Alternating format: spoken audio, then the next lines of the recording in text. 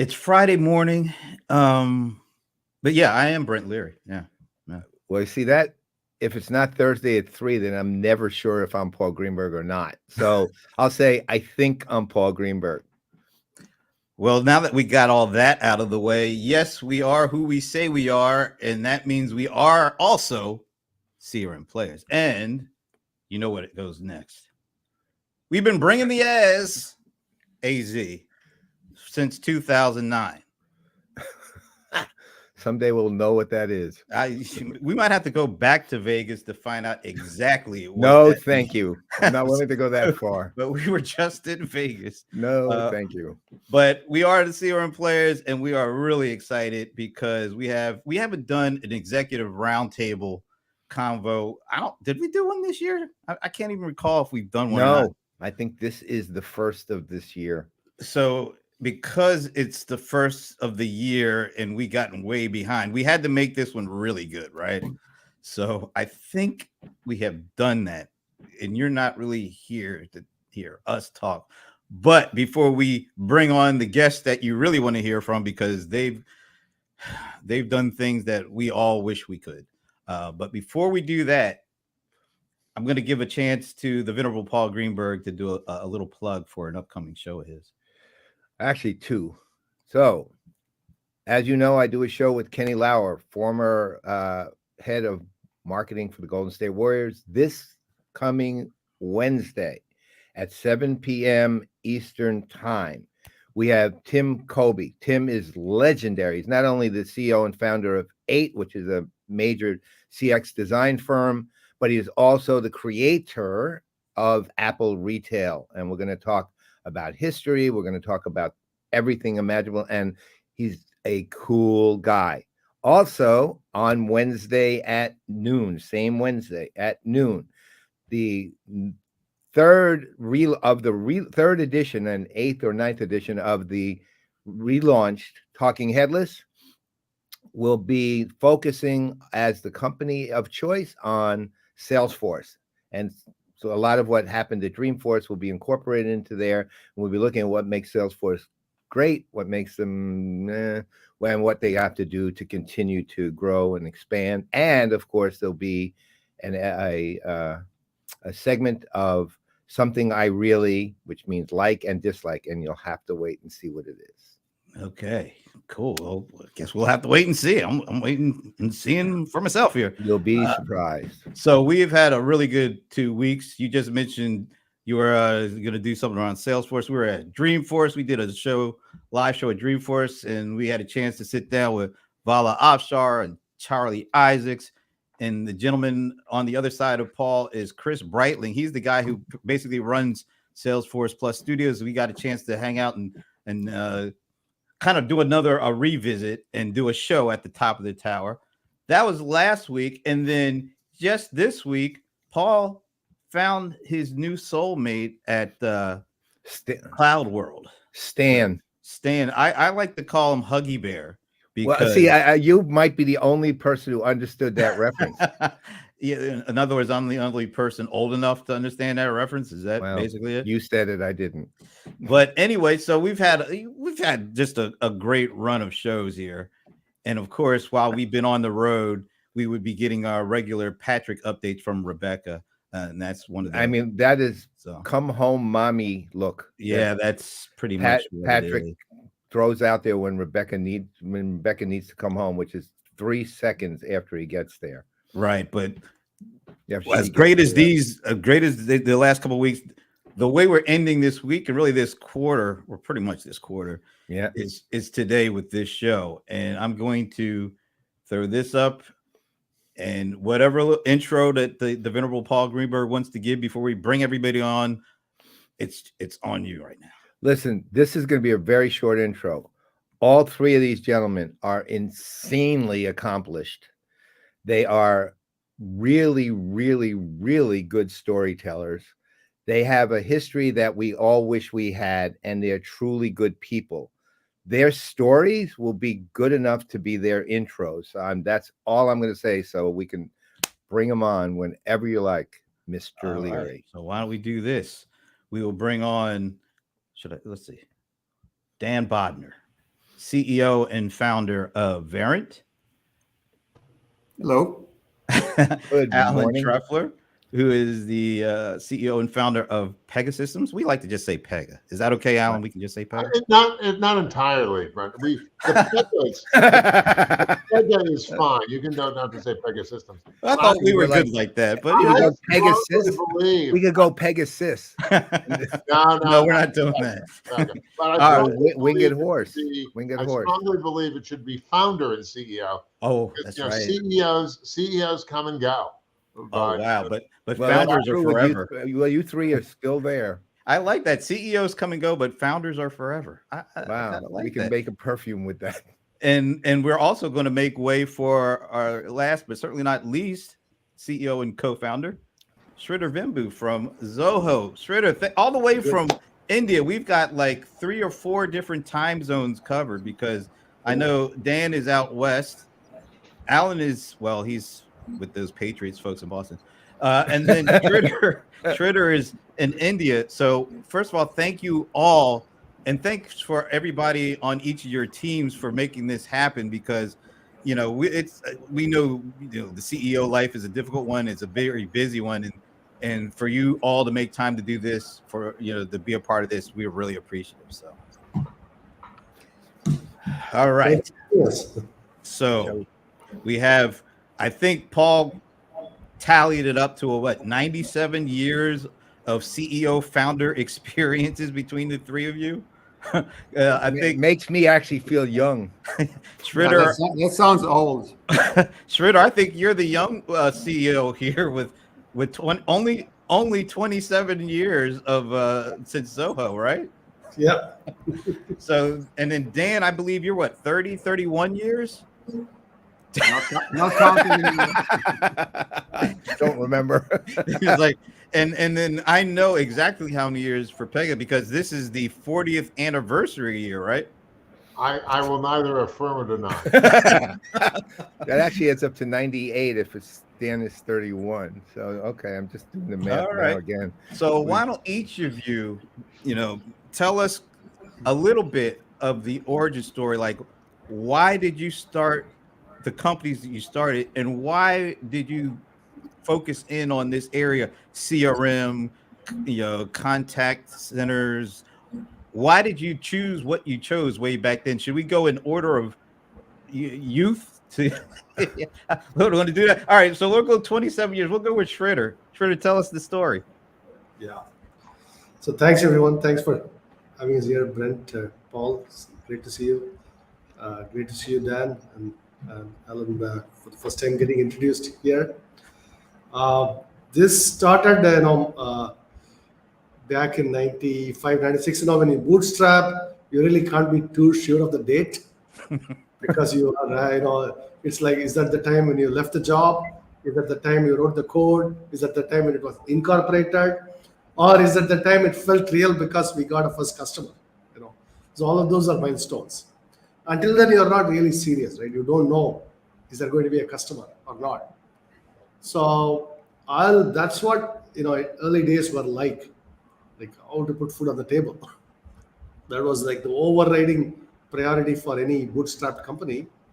And I remember telling our team in 96 and 97 that, hey, our first job is to put food on the table and live to fight another day. And then we lived to fight another day and another day and another day. And I think 27 years we've been fighting. So what was the first job actually? What did it turn out to be?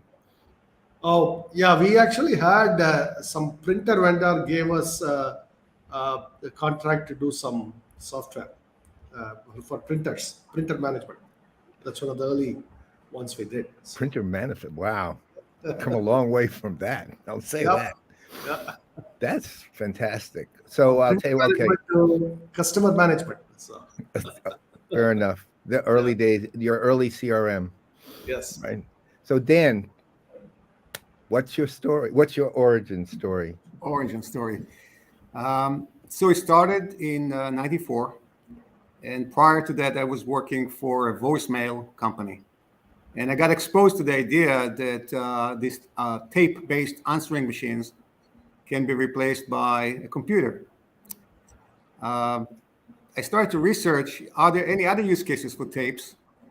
And I found out that there are other industries where they're using tapes to record data, but these were, those reel-to-reel tapes that were recording for 24 hours, and then nobody was actually accessing the data. It was too hard. The tapes were stored in a special room. To bring the tape, to mount it, to find the data was really, really hard. So the first idea was it was a data company, and it was about replacing tapes with computers. And Wow. it was all about actionable intelligence. Wow. How to get the data inside, the insights from the data that it was hard to get from tapes, and became easier with digital and computers. Okay. So what was your very first customer? Who was it? The very first customer was in the financial industry. They were capturing data because of compliance, and they never get back to to play back those tapes. And it was about recording conversation between traders. And when there was a dispute, they would just settle. It was a $10,000, $20,000. They just settle. With the introduction of digital technology, they were actually able to go back to the recording, which is now seems so trivial, and see what happened, and they don't have to settle. So it was a payback was very, very quick. Although computer recording was 5 to 10 times more expensive than tape-based recording, but the ROI in the data, in the insights, was obviously worth it. Amazing. Okay, Alan, 40 years, man. Well, it's wild. One of the things we're most excited about is that our first two clients, Citibank and Bank of America, who went live 39 years ago, are still live with us, obviously on staggeringly different technology, but in much larger ways. And I think that's one of the things that's enormously valuable to us from our own value system here. That sort of long-term customer engagement and being able to grow with them. We're really very boring. I mean, we started to very much do the types of things we're doing now, which is to come up with ways to get the computer to be way more effective at helping business and IT work together to drive process improvement and end-to-end outcomes. And things that involve customers are just the natural way for us to really leverage this in an organization, though not the only way. And that's where we focus. So let me ask you guys this, because all three of you, and obviously we know this for a long time now, are really good at identifying when things begin to change, and you have to kind of align with the markets as they're evolving, and then the requirements become different, and so on and so forth. If you're looking at this is going to be sort of a hard question. If you're looking at the single most significant transformation you had to make as a company, and it may be nothing to do with an alignment as a market, but what is it? And what was it, I should say? And I'll tell you what, let's keep the youth to elderly thing going here. That's not going to win you any points, Paul. Again, you're a Patriots fan. I don't care. That's true. That is true. So, the single biggest transformation was when the early business we were in, which were serving the telecom network equipment vendors, that kind of crashed and burned back in 2001-2. The entire market nearly went away. There were like 500 optical communication startups in Silicon Valley, and then like one by one they just dropped off, and that's our business.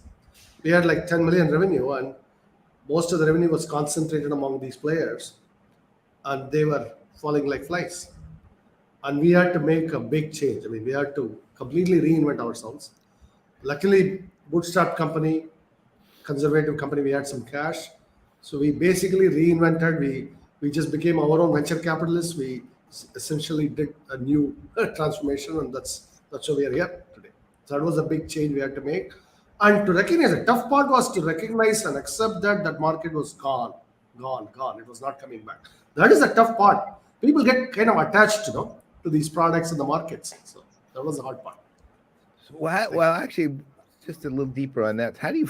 How do you deal with that? Actually, I mean, to your point, if people do get attached, how do you actually do it without losing, say, trust or confidence, or from the market? That wasn't easy. See, that was the toughest part. In fact, I tell you a story. There was a customer in Germany at that time. That was our single biggest customer. They were in the optical communication sector, and they are no more now. They don't exist anymore. That whole market kind of went away. And these were our biggest customer, and we were doing a very big project with them. I had to call them and tell them, hey, look, this market is dying, and we are going to go down with you. So we need to change direction. I tell you what, we'll have a deal where you owe us $600,000, but we'll end the contract. You don't owe us anything. We'll walk away friends. They agreed to it. Actually, they agreed to it. So we actually forgave $600,000 so that we could extract ourselves from the contract, so that we could put our resources on some other better market. That was the toughest decision. Wow. Yeah. Wow. Dan? So I mentioned before, we started as a data company, and we, over the years, evolved to actually have two divisions. One focused on customer engagement, and the second was on cyber security. And the decision was 5 years ago that we will split the company. We were about $1.4 billion company, growing, good margins, 26% margins. But we realized that those two divisions, with an origin of data, are in different industries. And we did a spin-off of our cybersecurity division into a separate public company. We executed that 3 years ago. What that did is, from a Verint perspective, Verint is the surviving customer engagement company now, pure play customer engagement. And we started to design our next generation platform with a focus on CX automation, using AI and data, even before AI, Gen AI became such a big thing. So 3 years ago, we created Da Vinci at the core of the platform and all that. And I think that decision to spin off or break down the company into two pieces and focus on a pure play with a next gen mission is really transformative to Verint. So Alan, I want to add a slight nuance to the question for you. Is one of the things that's always been really impressive to me about Pega was the consistency of the corporate narrative. You never ever, even though you evolved from, I'm being a little bit broad here, from BPM all the way through to customer engagement, autonomous, service, etc. You never lost the corporate narrative. Never, not once did it break. And in a lot of companies, not the ones here, but other companies I can think of, it breaks. Okay, in your case, it never did. So, at the same time, there are those moments. So, given that you never lost that narrative, what was that moment, and how did you handle it within the context of that? Well, I think that there's been a pretty consistent thread that comes from finding better ways to use technology to help businesses and their customers that weaves all the way through everything we've done, from the very first process automation type work to how do you do that in a client context, how do you do that then to support the concept of the autonomous enterprise, where everything that can be self-driving in the enterprise is self-driving, and that people only have to get involved when, for some reason or another, you got to put your hands on the wheel there. That I think has been really the very consistent vision. That I think some of that comes out of my early work while I was actually even in university with AI, and how you can use, back then we were trying to teach computers to play chess, how you can use AI and new ways of machines being smart to augment the intelligence of people. And that's how I like to talk about AI, augmented intelligence, and to also be able to really streamline and do things that are more appropriate and not give people choices they shouldn't have, and to always be looking to improve. Hey, we got a really, I think, an interesting question from one of our players in residence and a buddy, general friend, Anand Thakur. And he says, besides yourselves, what has been the greatest constant in your business since founding the company? And let me add a second part to that. What has been the most significant change over those times? There's a lot of things that have happened, but what's been the most significant change in addition to what's been the most greatest constant? Whoever wants to take that first, feel free. Well, I'll go first. Like Alan, my answer is the constant are the customers. We have customers who've been with the company for decades, and that's because they trust the company. It's not the technology; it changed. So the constant changing thing is the technology, and to stay in business that long, you have to innovate and move forward technology all the time. But when the customer trusts you, they stay, and they trust Verint, I think, because they trust the people of Verint. Technology business is all about people. Technology comes and go, but people demonstrate to customer the core values of the company. And if it's customer centricity, and it's always going to be all about the customers, not about Verint, then you have customers for life, and they become the constant thing in the success of the company. What about the biggest, most significant change? The technology has changed dramatically, right? From tape recorders to computers to, at that time when we did storage initially, we were giving customers 2 weeks of storage, and it was so expensive they couldn't afford it. To now to a point that storage costs nothing, and they can store as long as they can. It's more about what do you do with the data? How do you go back and process the data? And again, with AI today, with the AI technology and machine learning, the more data you have in your platform, the more you weaponize AI. So, we talk about it, our data is the gym for our bots. We create a lot of bots with Gen AI, but without the gym, they're not really giving our customers really the right answer. So being in the gym all day, having access to a huge amount of data and doing machine learning is what's creating those bots to be very, very effective. And again, they augment the workforce. We also share that idea. Bots eventually are not going to replace people because they lack one thing. They're not really good at empathy. And people are. So bots are there to give people more time to build relationship in customer engagement with the customer. And the bots will do what people right now are just too busy doing things that can be replaced with AI. But the data has played obviously a key role in our journey, but the technology that powers the data and create insights from data has changed dramatically every few years. Who else wants to jump in on that?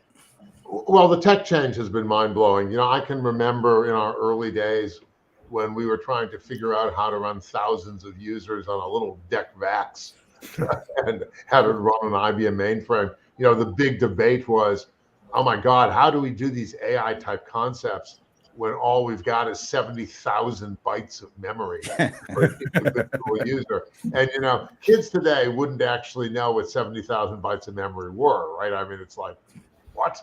That has to be crazy. So being able to look with fresh eyes at what the technology changes lets you do, really, I think has been both the largest set of changes, but also required a constant approach to innovation.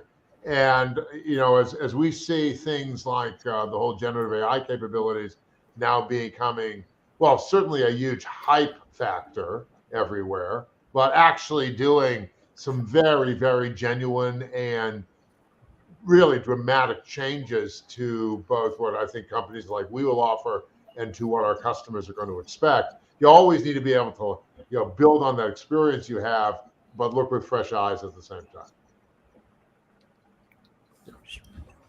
So the constant has been our culture, and if you look at our top leadership, pretty much if you look at from 2000 to now, the top 30, 35 people, most 90% are still here.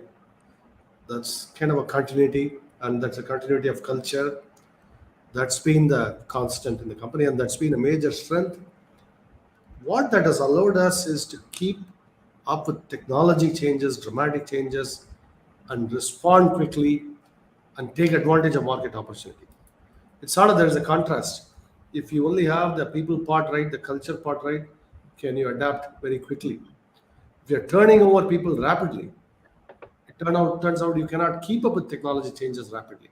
So because so these two don't go together well. So that is the so what remain constant is the culture because of the continuity of the people involved, and that allowed us to keep up with technology changes at a very rapid and market focus. Like we could reinvent from a printer management to optical communications to CRM to very broad suite. Now all of these we could keep up because of that culture. Hey, can we stick with you, Sridhar? Because and I would like to ask this to you first, but I would also like to hear from Dan and Alan on this. But Fabrice asks, "What's your vision in the role of partners in their relationship with Zoho?" So, if you all could also think about partners in your relationship to your company and answer on after Sridhar, that would be great. Now, Sridhar, one thing, I think Fabrice is a Zoho partner. So be careful. Be careful what you say. He's a plant. The best metric is the percentage of revenue we get from partners keeps going up. And that's been going up every year last 10, 12 years now. This is a very good sign. And that's because if you look at us as a company, we are really, really good engineers. We are good technologies. We are very good at inventing stuff. And we look at partners on the ground as our extended family to expand our reach all over. And to create those, particularly the local knowledge and the customer relationships. And even when we go to a market ourselves, we have a team there. We still align with our partners so that we can drive that. That's how we think of it, as an extended family. And again, the same culture and continuity we value in our company, we bring that to the partnership as well. So that's how we see it. Hey, Dan, what about you and Verint? How do you view that? So today, 50% of our business is direct and 50% through partners. And when I think about what we bring to the partners is an open platform that allow them to differentiate their business and add value. Especially now in cloud, the end customers really they can buy directly from the vendor, and the partner needs to be there in between by adding value. So we created an open platform that allowed the partner to use the technology very openly, and also commercially we have a partner-friendly strategy that we work with our partners as an extended part of Verint, but also being a unique business on their own. They need to develop their own value add, and we'd like to empower them so they can differentiate and grow their businesses. Hey, Alan, before you answer that one, I want you to think about this question that was geared specifically to you after that, or maybe you could layer it in. How did you get Bank of America and Citibank to be your first clients? That's a question I never thought about asking you. I asked you who they were, but I never thought about how you got them. So yeah, I'm sure there's an interesting story there. Well, there was a lot of very personal attention. I was chief architect and head of sales.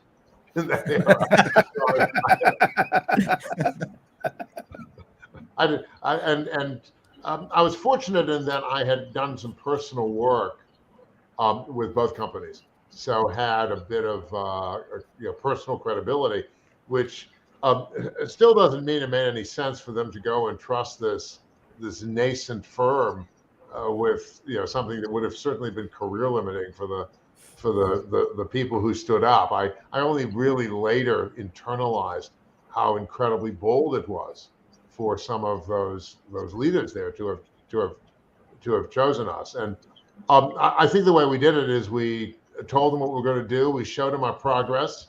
We got them to see what was coming together. Got a lot of great input from those discussions. We incorporated the ideas, but really tried to stay true to keeping a product, which is so important for a company to scale. And I would say that a lot of, particularly for a nascent firm, a firm that's just being born, you really have to do it based on customer closeness, really understanding the client, letting them perceive, and then learning that you're going to be there for them as the inevitable issues happen. and it's been wild. I mean, we've gone through 5 generations of technology. I don't mean like versions like complete from scratch rewrites, going from PL1 to all sorts of different language and different architectures. And the key has always, to my mind, been a level of deep customer engagement. And frankly, our whole mission is to let our clients be able to do that with their customers.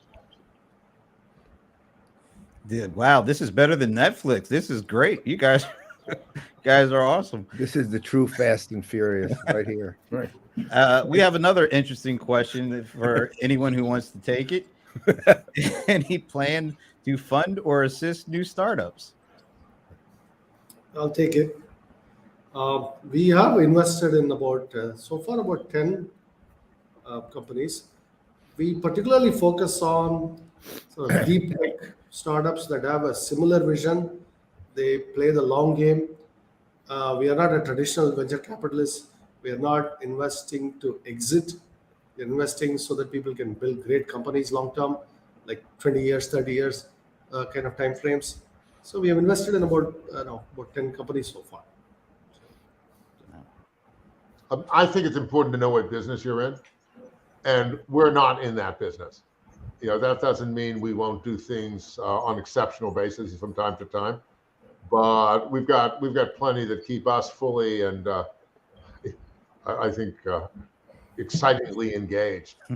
And candidly, less so this year, right? But in past years, there's been so much money flowing to startups. I don't think startups getting seed funding has been much of a problem. Whether they can maintain a customer base and they can keep control, that's more of a problem. And we've just steered clear of it. Dan? Yeah, we don't really work with startups. We are working with early stage companies. We are making investments in early stage companies, typically in conjunction with taking the product and helping them also to improve the product and sell the product. What we bring is not the money. We're not in the VC business, but we can bring definitely access to market and ability to mature the product. And in some cases, historically, this ended up with us acquiring the company at a later stage. I think it's a win-win because we got to know the company and the culture. They got to know us, and that de-risked the acquisition. That very often it's not working well because of culture friction. So we found it very useful, but not really startups, but early stage. Okay. We got a great question from Sasha here. How do you think about marketing as you scaled your companies? And even as kind of marketing and the technology has changed over time, just how has your kind of the role of marketing changed or your view of marketing change over all the years you've been in business?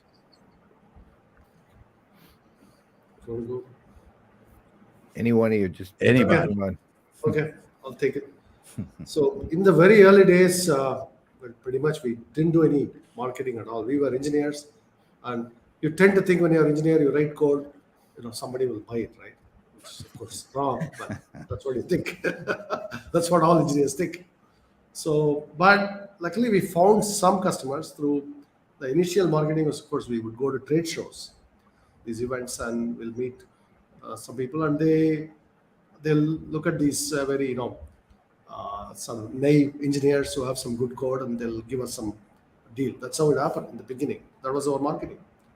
Then slowly as we grew, we figured out more, and then of course the whole online digital marketing came out, and that is really tailor-made for a company like us with our bent.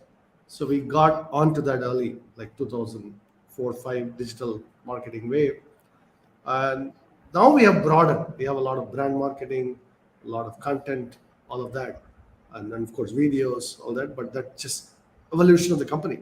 And as we hired more marketing people, more sales, we learned a little bit better than say 25 years ago. To Sridhar's point, I remember when I first ran across Zoho, I didn't feel like I had seen them, I found like I had unearthed them, right? Right. It You're not was alone. so quiet, right? It was amazing. And then when I saw their CRM application in particular, I was taken by it immensely. I actually wrote, I think I was one of the people who earliest wrote about you, right? It might have been the first, really. Thank you. I Thank still you. remember it. Oh, it was amazing. It was amazing. But I really did feel like I had unearthed them. You Was did. it- Well, I think engineers do tend to think that great stuff will somehow walk itself into clients' businesses and homes, and that obviously doesn't generally happen. There are a couple of examples where things have just taken off. Our view towards marketing is very much geared by who we see ourselves wanting to sell to and engage with. And we tend to engage with clients who have sophisticated problems, tend to be larger ones. And so our marketing is very targeted. It's not the sort of broad brush marketing that other companies I've seen do. And what that means is that we'll put a lot of money into something like Pega World, which is a great way to bring our clients together that obviously both of you guys have been to. But we'll also spend a lot of it on one-to-one account oriented marketing. How do we get really close to one of these clients, understand them, and have them understand us? And so those tend to be the ways we think about spending our marketing dollars. Dan? Yeah. So another angle here is that our approach to marketing actually changed quite often, depends on where we were with our strategy. So I see marketing as an extension of our overall strategy. And there were years where we were mostly just trying to get the story to a broader customer base. And obviously that's one way to use marketing. Right now, we are creating a category leadership. This idea of CX automation and open CCaaS, these are two terms that are not well understood by the market. And we believe that technology got us to a point that we have a whole new story to tell. And obviously, we approach marketing in a very different way. So it's not just about getting the next client. It's really about educating the market about what can be done today with an open platform. Yeah, wow. We have the answers are great. I think the questions are great too, coming in from the audience. And I usually don't say great when I talk about Alan Berkson, but this time I think I'm going to say it. Play in residence, we it's have to say great. Matter of fact, Alan is on more shows on the PPN network than either you or I are. I think so. But he asked, if we asked your teams, what would all right, Alan, I take away the great part now. If we ask your teams, what do they think is your key leadership principle? What you guys have, I mean, you also, I think all three of you've had employees that have been, I'll just take the example of the Zoho. I'll go to a Zoho event and I'll ask people how long have they been working at Zoho. And the average, and I'm not kidding, the average is around high teens, low 20s in terms of years of being with the company. Yep. And I know you Verint and Pega also have those stories.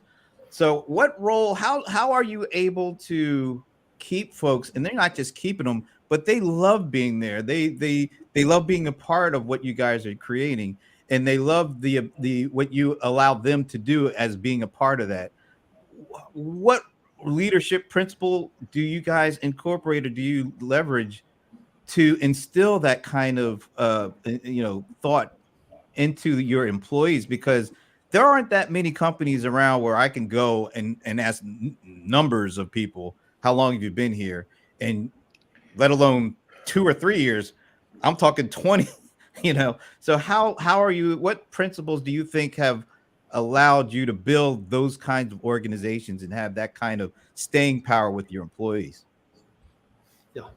So the main thing that our people would say, there's a level of trust in people. We trust our people, and the trust enables us to create a substantial degree of autonomy in day-to-day action, in decisions, which makes the job fun. And if you're not, if you're kind of watched over by 50 people and there's like 18 layers up, the job is not fun. So it's really that has to come from trust and the autonomy that derives from the trust. That's all I'd say. Thank you. You're on mute, Alex. I would say that one of the key values that is central actually to choosing who we want to hire, but also to running the company on a sustained basis, is a curiosity and a love of learning. We really like having people who want to understand stuff, who don't just want to know what they have to know, but want to dig in and sort of look a little behind the scenes and be in a position to put different ideas together because they see a thread that goes between them. And that love of learning sort of attitude, I think is something that we've valued going on a long way back. And I believe it's one of the things that has sustained us through all the massive change that has happened in the industry and that we've gone through as well.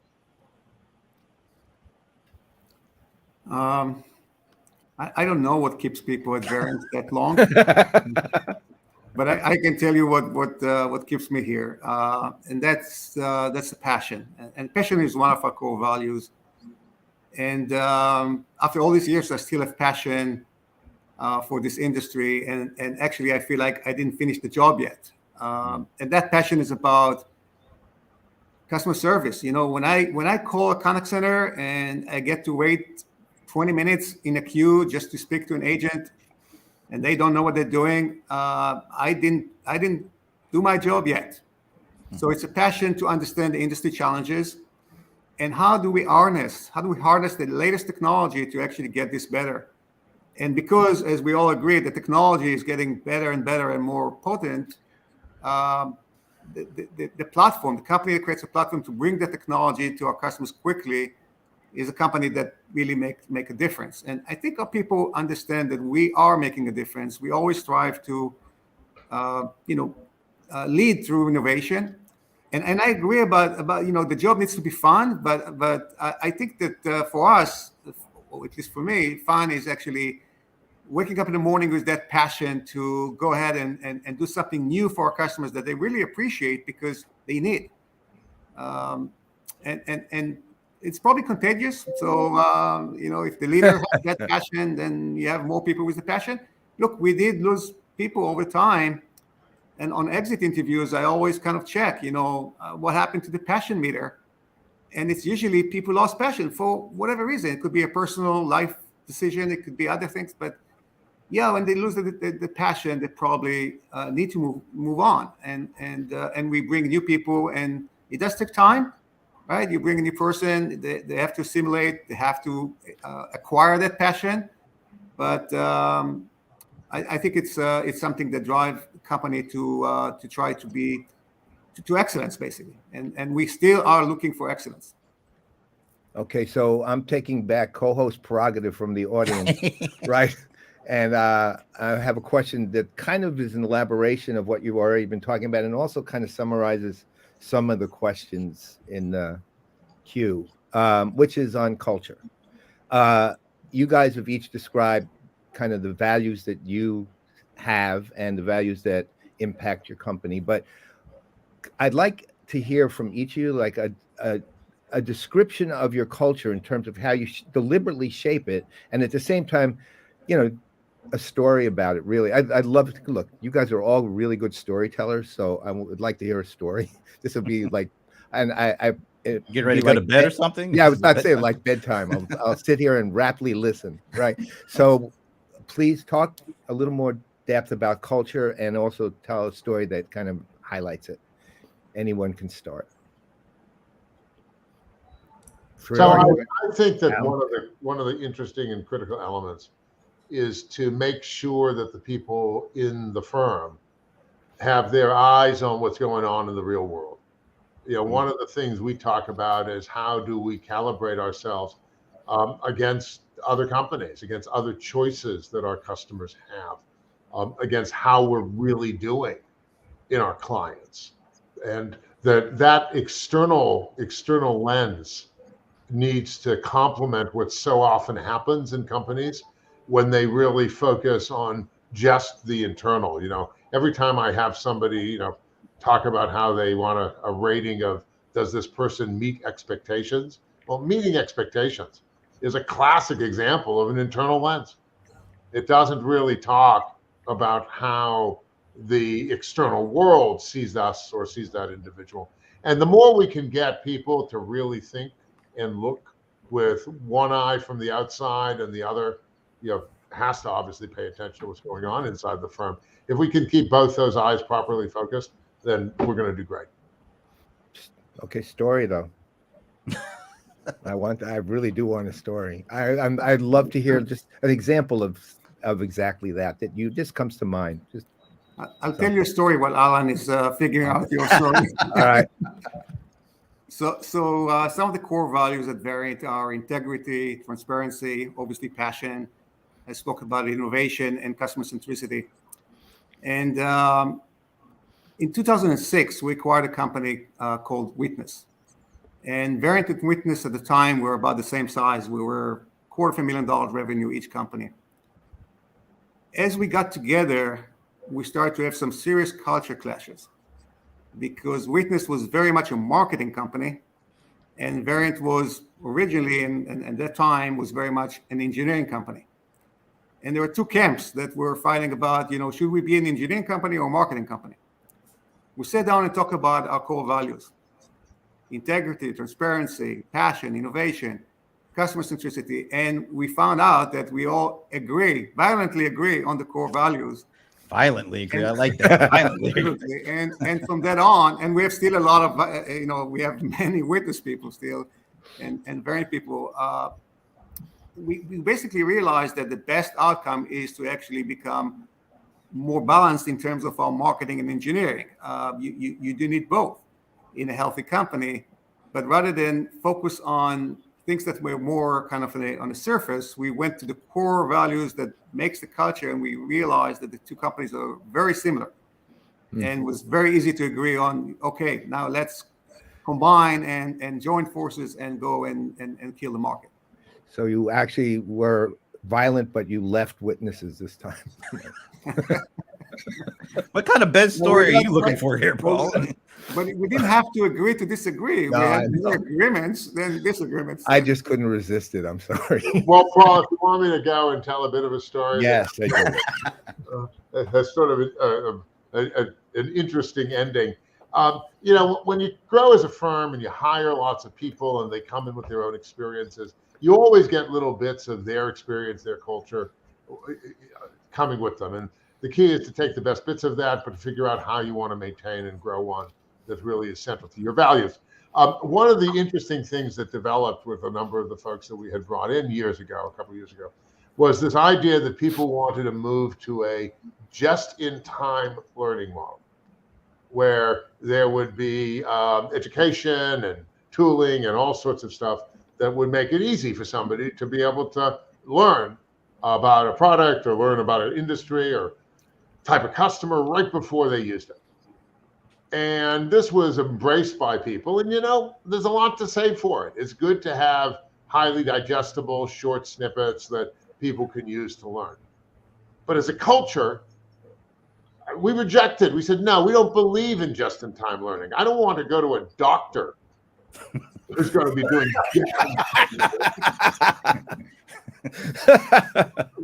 I want somebody who is just learning constantly and knows the materials super, super well. And so it was really interesting. I think we massively disappointed some people, but when we said no, the just-in-time learning materials, those can be fine, but it's not for just-in-time. It's to make them digestible. And the learning needs to come as a continuous and ongoing thing. Let's just say that did not work out as well for everybody. And that's okay. Maybe Yeah, of course. The place with just-in-time learning. I just don't want us to be that place. All right, Sridhar. Yeah, there's one story I always like to tell. This involves Raju. Of course, you know him well, Paul and Brent, and this was back in 2002 or 3, early 2003 might be, and we're sitting around thinking up a name for our new software division we are going to create for the cloud. And we were tossing around names, and we came up with this small office, home office concept, like that we are You can work from home, all that. Zoho, but then that wasn't available. So Zoho, Zoho.com, we go and hit, and it says this domain is available for sale, $5,000. It's actually a court auction, right? And Raju looks at me and I said, Raju, it's too expensive. Like, I'm domain for $8. And he said, no, this is a great domain, trust me. I said, it's $8 versus $5,000. I'm cheap. He said, you're a cheapskate. I'll buy it and give it to the company. Wait, Raju called you a cheapskate? Wow. So we actually did end up buying, of course, and it proved to be one of the maybe the best investments you ever made, right? It's a catchy, cool name. But one thing I learned from that: always make sure Raju has the last word on this. That's actually a good thing to live by, actually. All right, those are great stories, Paul. So you got your new teddy bear friend. Yeah, I'm all set, man. Good. I am all right, set. we're rounding into the home stretch, and I want to ask you guys a little bit about the future. But before we get to that, you guys have mentioned passion a number of times throughout this. You had it then, you still have it. But were there any points in times where the passion wavered in the face of some kind of adversity that made you question, should you continue? And if so, how did you get through that? Anyone who wants to take that? Serious question, huh? I know after the, all the stories. Now I'm going to have nightmares. Sounds like a topic I want to discuss with my shrink. Or is that how you got through? Okay, well, that's not going anywhere. Okay, nobody wants to talk about that one. Okay. Well, that's a good sign that nobody's lost ever, right? So no adversity. Okay, all right. So let's go to the future then. All right. All right. By the way, there's still I wish this show was going on another hour and a half at least, because we got about 15, 20 more questions. Look, sorry, literally Fabrice. out there. Fabrice, I tried, man. I tried. All right. So so right now we're in the hype phase with all the Gen AI stuff, and it's really interesting how Gen AI just overtook everything that was going on before it. It seems like. Remember, I know Alan remembers the metaverse because he's probably still averse to it, but we were talking about blockchain and Bitcoin. We were talking about all these things, and all of a sudden they were just completely overtaken by the Gen A discussion over the last year, or I guess November. What are we at a point now where Gen AI is? Are we getting out of the hype phase? Are we actually settling down to real brass tacks, meat and potatoes, things that customers can really dig into? Or are we still playing around at the edges? Because it feels like, we've been to a number of events.